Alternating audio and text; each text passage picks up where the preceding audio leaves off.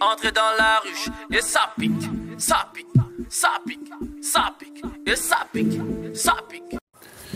Bon, salut à tous. Alors aujourd'hui, on est le 14 avril. Je vous explique.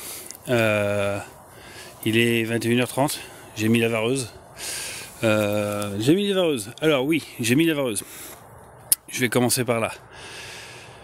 J'ai mis la vareuse parce que dans mon cabanon de jardin, il y a une fondatrice frelon asiatique qui a fait un nid. Donc j'ai prévu le petit pot, comme vous voyez. Je compte pas me faire piquer, j'en ai pas envie du tout. Il est mal placé, il est le long de la porte. Le problème, c'est que dans mon cabanon, j'ai un bordel pas possible parce que je suis en train de faire le passage de mode hiver à mode été, parce que mes cabanons, c'est tellement petit et j'ai tellement de choses dedans que ce que j'ai besoin l'hiver, je le mets en avant l'hiver, et puis voilà, là l'été arrive, on remodifie le rangement, on change tout, et j'ai pas eu le temps de finir de trier tout pour tout passer comme il faut, donc j'ai tout refoutu en vrac dans le milieu. Donc j'ai beaucoup de cartons et de choses comme ça dans le milieu. Et là, j'ai une fondatrice qui a été me faire un nid juste derrière la porte. Voilà, donc c'est les portes coulissantes. Elle est entrouverte, juste derrière la porte. Je suis venu tout à l'heure, je me suis amusé à la regarder un peu. Le nid n'est pas pondu. C'est un nid qui doit avoir 2 jours, 3 jours grand max. Il n'est pas fermé. Le nid n'est pas pondu. Donc normalement, là, elle va être sous l'avancée du nid, sous la partie ovale du nid, entre ses alvéoles et le haut du nid. Elle s'est calée là, au chaud. Elle est en train de... Donc elle a l'abdomen qui bouge tout le temps pour se réchauffer et réchauffer le haut du nid. Tout à l'heure, dès que je la regardais, que je bougeais un peu ou que je bougeais le téléphone, elle se mettait tout de suite en position de défense. Tout de suite, elle avait la tête pouf qui se tournait, qui me regardait, qui voilà. Alors que je pense qu'elle était en sommeil quand je suis arrivé au cabanon.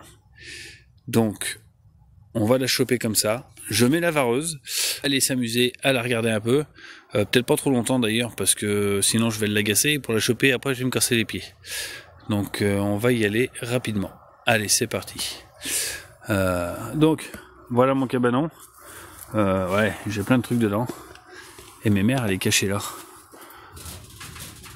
Voilà, mes mères, elle est cachée là. Donc très très joli nid, vous voyez. Donc c'est tout petit, hein, ça fait, c'est juste le haut du nid, ça fait à peine 2 cm de diamètre. Hein. C'est vraiment pas gros. Mais là le problème c'est que je peux pas me mettre dans le cabanon pour la choper, donc je vais être en décalé, et ça va être un peu la mouise. Je vais essayer d'ouvrir cette porte là sans trop créer de vibration pour pas l'agacer elle. Parce que sinon je vais la mettre sur le mode de défense, et ça va pas me plaire. Parce que je ne suis qu'en vareuse. Ça va, elle bouge pas de trop. Voilà, je vais vous caler ici. Je vais essayer de vous caler pour que vous puissiez la voir. Ouais, vous la voyez un peu. Voilà. Je vais faire vite pour la choper, pas me faire piquer. Et puis après on pourra la regarder dans le bocal.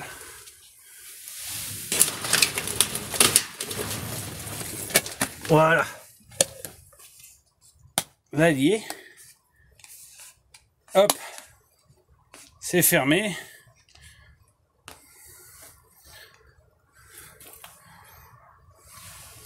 Voilà, donc là il n'y a plus que le pied.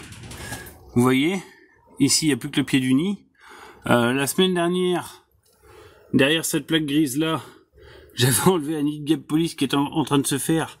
Je l'avais viré, j'ai viré les polices, je les ai ramenés dans les bois. Et maintenant, là voilà. Titine, elle est là. Donc là, elle va pas être contente. C'était déjà pondu. C'était déjà pondu comme on peut le voir. Voilà, donc vous voyez, il y a 1, 2, 3, 4, 5, 6, 7 alvéoles. 7 alvéoles. Et tout était pondu. Donc le nid aurait été rapidement refermé. Et dans une semaine, c'était gros comme une balle de tennis. Si j'avais rien fait. Donc là, elle est attrapée. Et puis maintenant, ça va être...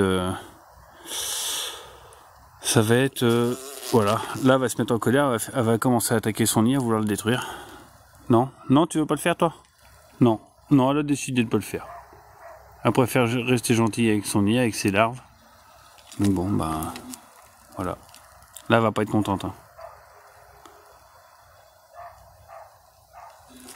Allez, ben ça c'est fait. Je vous laisse l'admirer. Top.